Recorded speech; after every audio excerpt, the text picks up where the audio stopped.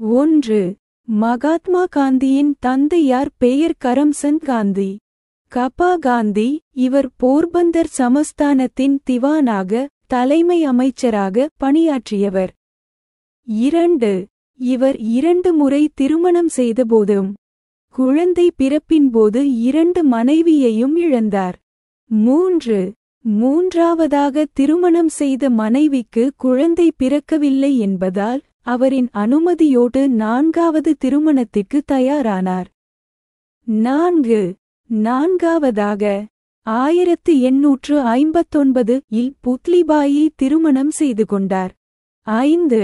உத்தம் சந்த் காந்திக்கும் புத்லிபாய்க்கும் பிறந்த குழந்தைகளின் எண்ணிக்கை 4. 6. 1860 இல் லட்சுமிதாஸ் காந்தி பிறந்தார். இவர் மகாத்மா காந்திக்கு மூத்த அண்ணன். 7. 1862 இல் ராலியத் காந்தி பிறந்தார். இவர் மகாத்மா காந்திக்கு மூத்த சகோதரி. 8. 1866 இல் கர்சன்தாஸ் காந்தி பிறந்தார்.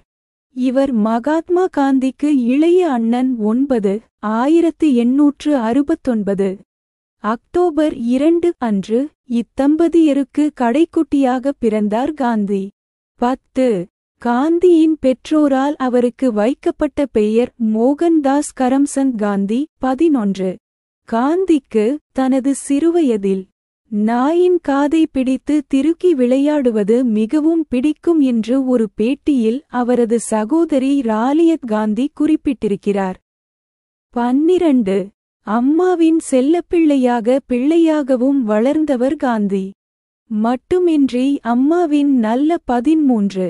அம்மா புத்லிபாய் வைஷ்ணவ குடும்பத்தில் இருந்து வந்தவர் என்பதால் காந்திக்கு பகவத்கீதை, பாகவதம், புராணக்கதைகளை சொல்லிக் கொடுப்பார். 14.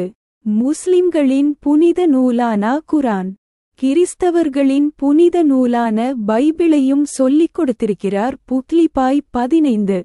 தன் அன்னை மிகுந்த கடவுள் பக்தி உடையவர் என்பதால் அடிக்கடி விரதம் இருப்பார். தொடர்ந்து 3 வேளை சாப்பிடாமல் விரதமிருப்பார். 16. தாயின் இந்த விரத முறைதான் காந்தியின் போராட்ட காலத்தில் உண்ணாவிரதம் இருப்பதற்கு அடித்தளமாய் விளங்கியது. 17. அம்மாவிடம் கேட்ட கதைகளுள் காந்திக்கு மிகுந்த தாக்கத்தை ஏற்படுத்திய கதை எதுவெனில் அது அரிச்சந்திரன் கதைதான். 18. உண்மை மட்டுமே பேச வேண்டும் என்ற வைராக்கியம் அரிச்சந்திரன் கதை மூலம் தான் பெற்றதாக காந்தி தனது சுயசரிதையில் குறிப்பிட்டிருக்கிறார். 19. காந்தி தனது 9வது வயதில் பள்ளியில் காலடி எடுத்து வைத்தார். 20. தொடக்கத்தில் குஜராத்தி மொழி, இது அவருடைய தாய்மொழி, கணிதம், வரலாறு, புவியியல் ஆகியவற்றை படித்தார்.